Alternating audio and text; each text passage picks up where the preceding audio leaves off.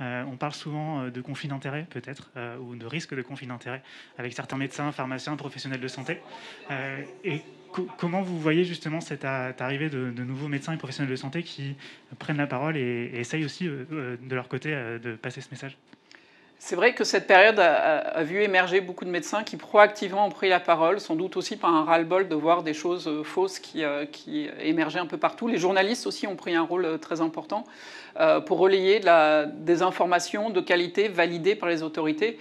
Et c'est extrêmement souhaitable. Alors vous parlez de conflit d'intérêts, moi je parle de lien d'intérêt. Il n'y a pas de conflit parce qu'aujourd'hui, le monde pharmaceutique est sans doute l'industrie la plus contrôlée. Tout est déclaré, tout fait part d'une énorme transparence, mais on a besoin de travailler ensemble. Et je pense que ça, c'est un élément essentiel. Je préférerais que ce soit quelqu'un qui est testé, qui utilise un médicament ou un vaccin, qui l'a développé avec ses patients, qui puisse parler de son expérience et de ses recherches, plutôt que quelqu'un qui n'a jamais travaillé avec nous, mais qui ne connaît pas du tout.